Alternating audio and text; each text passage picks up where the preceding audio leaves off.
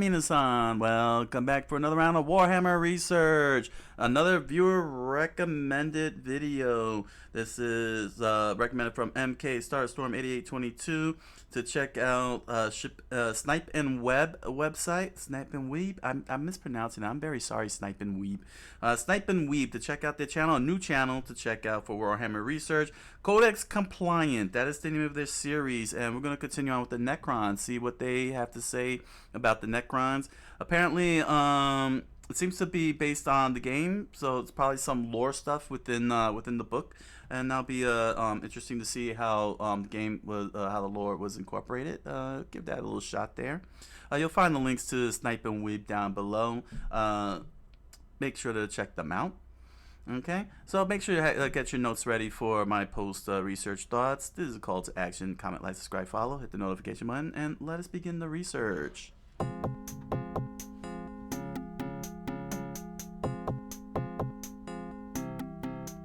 Greetings, Scarab Swarms, and welcome to Codex Compliant. Given that 9th edition is on its way, and along with it a bunch of new Necron things, let's take a look at their very first codex. 9th edition. The skeletal warriors of the Necron race have lain dormant in their stasis tombs for millions of years. Now ancient portents are realized, and a horror from the darkest depths of prehistory awakes. Yes, today we're looking at 2002's Codex Necrons. It's unlike the other 3rd edition codices we've covered here, since it's from a little later in the edition, where they gained a different style of cover and, more importantly, were just better. But you'll see how as we go. Man, Necrons Before we look talk awesome. about any of that, though, here's the obligatory quick Necron history lesson. We've been through it a couple of times before, but we don't know if you've seen the videos that touch upon it. We live in uncertain A whole race times. of Who knows what's going on anymore? T-800s. The Necrons first appeared in 1998 as Necron Raiders, with a small selection of models and rules in White Dwarf during 2nd edition. Well, okay, technically they first appeared in 1997's Gorka Morka, but we'll get to that. Their models revisited the design previously used for Chaos those look really Androids cool. in Space Crusade and Epic, but were entirely unrelated to those chaotic squat-produced automata. When 3rd edition rolled around, they were nowhere to be seen outside of a picture of one in the main rulebook. However, they were given rules for 3rd in a 1999 issue of White Dwarf before being fleshed out into a full main faction, complete with a total model line redesign in 2002 accompanied by this codex. Also, for those who don't know, this era of Necron was different from the ones in the current game. Rather than being a faction with their own internal politics and dynasties and stuff, they were really just soulless murder robots, and so were talked about in a much more eldritch and Lovecraftian way. Sentences like, "Dead worlds where ranks of ancient cyclopean structures bear testimony to aeons past glories of long-dead races." That's a good line. They're just a racial slur away from being something Lovecraft would write. Although it is quite funny when such writing clashes with the out-of-universe parts of the book. Welcome, mortal, to the pages of this most forbidden tome. A blasphemous text that will guide you down the path of collecting, painting, and gaming with the Necrons in the Warhammer 40,000 game. Oh, that's very The Necrons in here Lovecraftian. never rebelled and shattered the Catan, and as such are still very much under their control. They went to sleep for millions of years, not because they were exhausted from the war in heaven, but because enslavers were running rampant and wouldn't leave enough life left in the galaxy for the Catan to eat. So they decided to just sleep through it, presuming that in 60 million years the galactic fridge would be restocked with enough life for them. The Makes Necrons sense. themselves have much less individuality too, the transference to machine bodies robbing them of it, with even their lords lacking any real personality to speak of, especially compared to their modern versions where they have named characters who, like, want stuff? The fiction in this book, which there is a lot of, is mostly from an Imperial perspective, plus a little bit of Eldar, with the Necrons viewed from the outside as some kind of unfathomable horror. In fact, some don't even deal with them directly at all, instead focusing on people finding evidence of them or the Catan, maintaining an air of mystery. Also, they wisely don't do much from the perspective of Astartes. After all, Space Marines don't really do the whole fear thing, they have a whole saying about it and everything. Little tales are in there, like this one about some Black Templars having a very bad time, but by having most of the fiction be from the perspective of people who haven't had fear bred out of them, it allows most of the stories to have a suitable sense of dread. That's pretty cool, actually. You know, having them behave like eldritch abominations in their early incarnations. very surprised that with the update they gave them a more social structure and named leader. I don't know if in this instance is a bad thing compared to, like, say, the Borg. The Borg, you know, we only knew that they were just the Borg during the TNG series, and that there was no concept of Queen until they did the movie, because Hollywood producers were like, oh, you need a named enemy, for the audience to get, instead of just letting them be the eldritch race that they were, the mindless, scary eldritch race that just assimilates because of perfection and such. But this group here, this iteration, this old iteration, I don't know if it's a big improvement or not, because they're being treated like nothing but T-800s from a bunch of Terminators that just march on in. But I guess they'll probably elaborate further. But I could see that since if the change happened due to the Tyranids, because the Tyranids behave like Starship Trooper bugs, and having two factions that are basically, you have murder bugs and murder drones, with that one-track mind, might have I could see that being the reason to make the change. I hope they elaborate on that, if that's the reason they made the change. If not, then let me know down in the comments below if that's the reason for the change, because it is kind of redundant to have two mindless murder factions running around. One of them had to give, and it made sense that the Necrons would be rewritten, while the Tyranids would be the mindless murder drones in the current incarnations of Warhammer. What's this say up here? We are born for a darker purpose than that of mere existence. There will come a time when the Stygian night never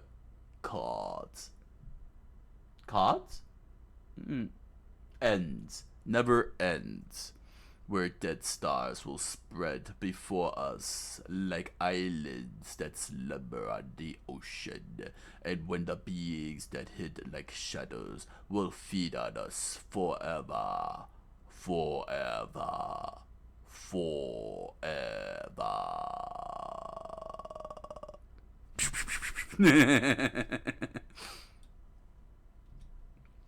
Some bits of fiction of note are this in-universe Imperial translation of some Eldar script taken from an artifact. It talks about the inevitable rise of the Necrons, complete with notes on the text. Who the gods are, what some parts could mean, alternate translations, that kind of thing.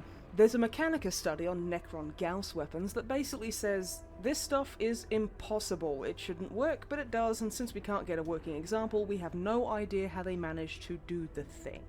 Similarly, there's a description of past engagements with Necron starships that is pretty much just, we don't know how they work, they're impossible, and when we meet them we lose so bad that we haven't even really been able to learn anything from getting beaten.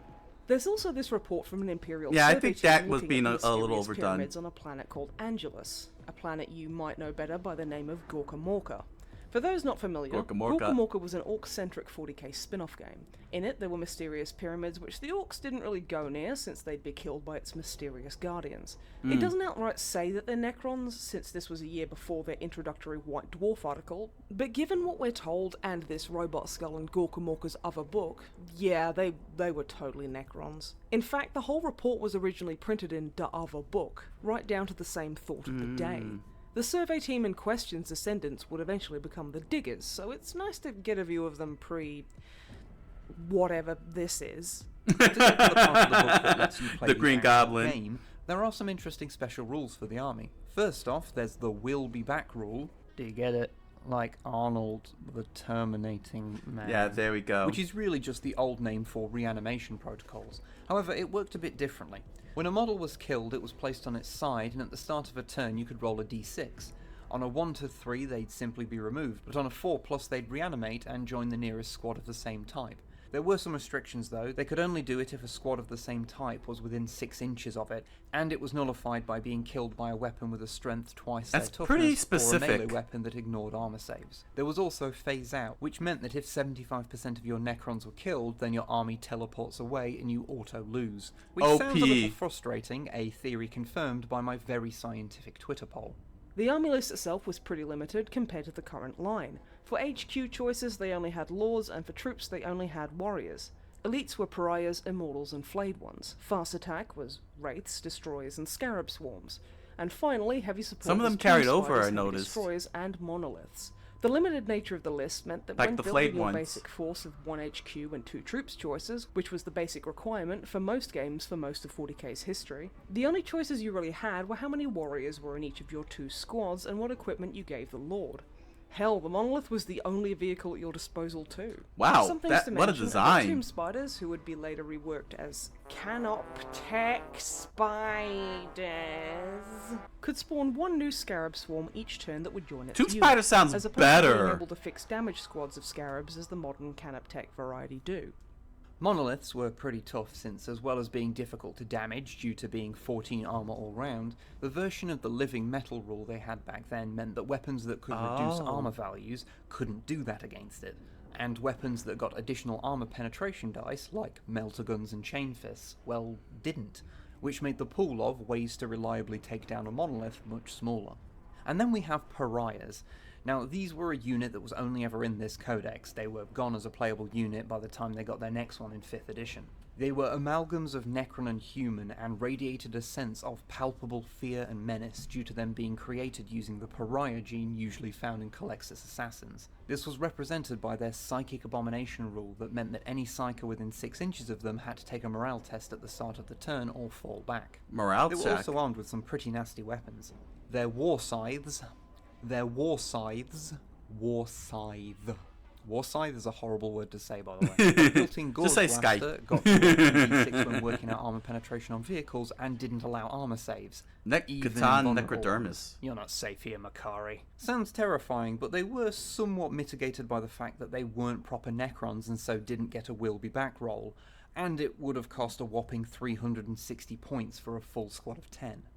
As a fun little aside, while researching this video, we stumbled upon an old scenario put out on the GW website in 2005, in which players must capture or kill a prototype pariah that was made from a captured Calexis assassin. The prototype uses pariah stats, but still has war gear and abilities from when they were an assassin, which is honestly pretty cool. It also ties into a little story in the Codex where you see some facet of a Catan, presumably the Deceiver, pretending to be a misbehaving planetary governor to lure in a Calidus assassin. They just like capturing assassins, you know? It's a hobby. The story suggests that, to a Catan, the use of polymorphine makes a person's essence taste better, so, you know, now you're burdened with that knowledge. As a final word on pariah, That's pretty scary. Because to have that's wow, infinite knowledge of what a human tastes like, and it'll never go away. That's very scary. I don't want to experience that. I don't want to even taste a human.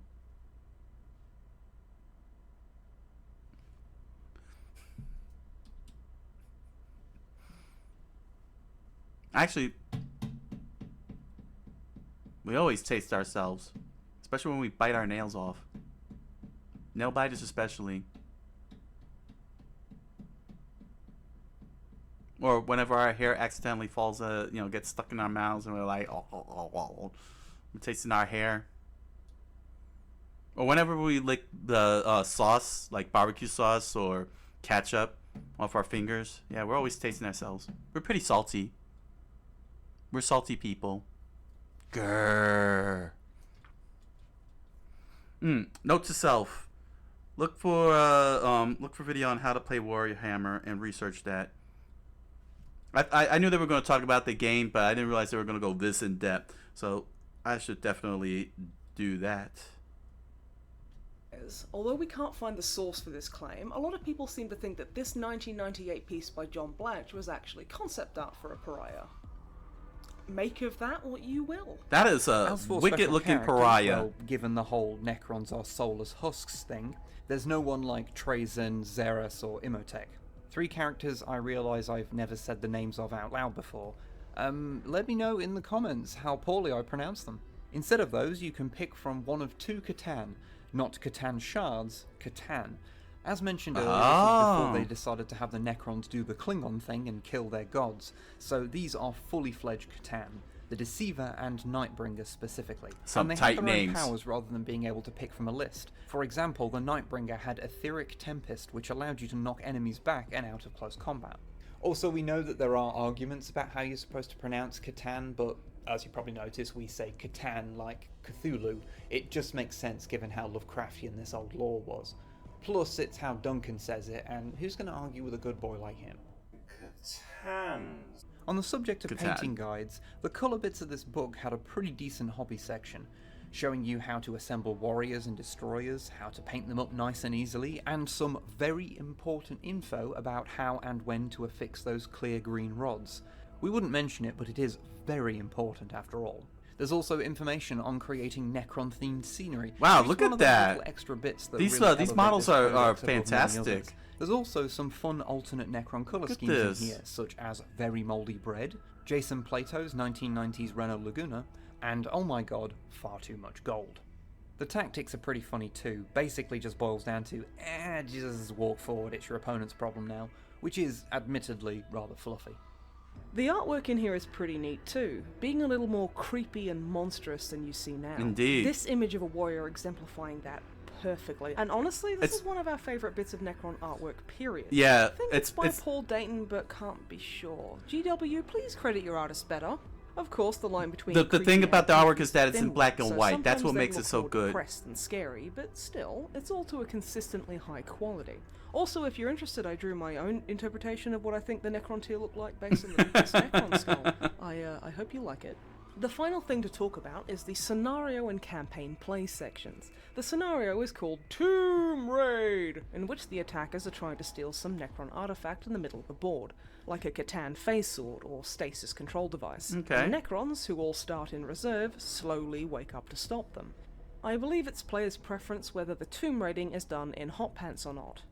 The campaign play section is great too, showing you how to integrate Necrons into a campaign. This includes explaining what the Necrons could be doing, from the Red Harvest, where they're just killing because that's how the Catan get their kicks, to the Catan simply wanting to be worshipped.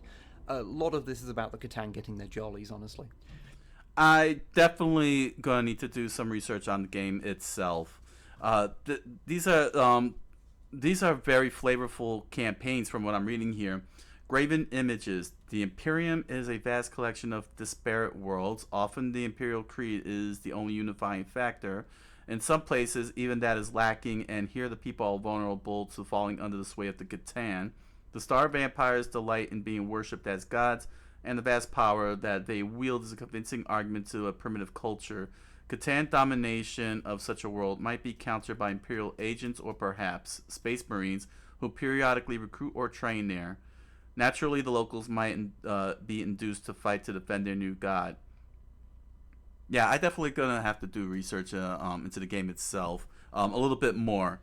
I don't think I did enough. I don't think I did enough, and I should do a little bit more. See, because I was doing the comparison between the fantasy and 40K, but I think I should study the 40K game proper. Understand how they did the designs and everything, and incorporate lore like this into the campaigns to give it more flavor and fun. Gonna have to do that. I'm gonna have to do that. You also get motivations from an Imperial and Eldar perspective, from the previously mentioned tomb raiding to Inquisitors trying to figure out what the tall metal lads are up to. It even suggests maybe mixing in games of the role-playing game Inquisitor into your campaign. The Really? Eldar and Necrons don't really need can mix and much match, excuse huh? to fight each other since they're old enemies, but an interesting point is that it suggests using Warhammer Fantasy Lizardmen to represent the descendants of old ones. Important since they would be a choice delicacy of the Catan. This is along with rules for Necron Tomb World terrain generation, which allows you to do exactly what it says. From the placement of tomb entrances to Mechanicus research posts to sandstorms that affect the player's ability to move and shoot. Although admittedly I'm not sure how many players will have D6 obelisks in their house. I mean, we don't have that many, and quite frankly this chart is making me feel very conscious of that fact. Now comes the part where we do a conclusion to trick you all into thinking that we know how to structure our videos. Also, this just in, you can use Codex Necrons as a hat. This codex is pretty great, honestly. We can see why so many people have asked us to cover it. The fact it contains so much fiction and lore for a faction that has since been radically changed makes it great fun to read even to this day, which is in stark contrast to many of the earlier 3rd edition codices, which tended to be a little bit on the light side on such things. Plus, most of the factions are usually pretty similar to their modern versions anyway. We just have a soft spot for the old Necron interpretation that leans heavier on the ominous horrors from space angle, even if we appreciate that the modern version gives players a bit more freedom to make their army their own. This codex was in use all the way up to 2011 when it was replaced by the 5th edition version, Wow. which also reworked the Necrons into their more modern interpretation. Of course, the fun part now is that, given that 9th edition is nearly upon us and with it all that new Necron stuff, basically every reference we just made to modern Necrons is likely soon going to be very out of date. Truly, we are the ones who suffer. Yeah, big thanks to Snipe and Wib for creating this video. This was this was actually very insightful because, you know, over time, sometimes stories get changed, continuities get altered. You know, and like I said, well, they didn't elaborate on whether or not the Necrons, the Necrons got changed due to the maybe with the emergence of the. I'm not sure what the rationale is behind it, basically. I'm just assuming that since they were supposed to be murder drones. You know, a bunch of mindless murder drones with the eldritch horror twist to it. That that the Tyranids were probably redundant, being mindless insect drones, murderous insect drones, as opposed to robot drones. Maybe there was a sense of redundancy, so they wanted to separate the two. Let the insects be the mindless ants, while the Necrons would have a little bit more. Separation, you know. And while it is cool, you know, going for the Lovecraftian approach of the Necrons, I kind of like the current iteration. The at least I'm assuming it's the current iteration where they have leaders and such, and that they had motivation, agency, and so on. And they ended up with the nasty fate of having been turned into this because of their leaders. I like that better. You know, than just having mindless murder drones. I can understand in the in the early years, you know, like the early editions, that, you know, they just wanted to keep it straightforward and simple. That makes perfect sense. And it makes perfect sense. And over time, you know, being that they're pretty much a blank slate, that they would be given a little bit more, a little bit more story. You know what I'm saying? Like a little bit more story to work with, to play around with, make them more interesting. You know what I'm saying? You gotta be able to, as a writer, not keep your characters static for a very long time, because if you do keep them static for too long, they'll become boring. Nobody's gonna want to play with it. And so by having the evolution of Necrons the way it is, it at least gives players a little bit motivation to play as them, with their leaders doing specific things and other things like that. This is such epic drawing overall, I could tell you that much. This is such fantastic artwork, using the black and white scheme to really give that horror feel to it. Like you could see dangling bits down around the legs and such, they do come off very scary and frightening, very very frightening. And I like this, especially with the idea that their weapons can do, crazy things, and people are like, huh, that's not possible. That's really where the Eldritch Abomination comes in from, is the fact that they can do things that is impossible. It can only go so far, it can only go so far like that, especially when you have another mindless group in the Tyranids. You know what I'm saying? You gotta make things interesting. You gotta keep the interest up. You don't want your factions to be like, Necrons are pretty good. I like this history, like this history, and like I said, I'm gonna have to now do research in the game's game design, so that way I can understand what Codex compliant Snipe and Wib speak of, and open up a little bit more to other videos as well that covers gameplay, because they infused flavor, storytelling flavor into the campaigns. I thought, I was under the impression that that they just build a bunch of models, and you play the models, and you just have a good old 1v1 or whatever number of players, and you just fight, and that's it. Like Street Fighter, you know what I'm saying? I'll give an example. Street Fighter, where you have just two characters, and then they're just beating each other up, and then that's it. You call it a day. You're not concerned about the character's lore and everything. You just want to fight in, and then that's it. But the fact that the campaigns actually have some extra flavor to it and some story lore to it for players to, if they like Dungeons and Dragons. There we go. You know what I'm saying? I didn't know that they had that. And so now this story lore within the game itself, and not just only in the novels.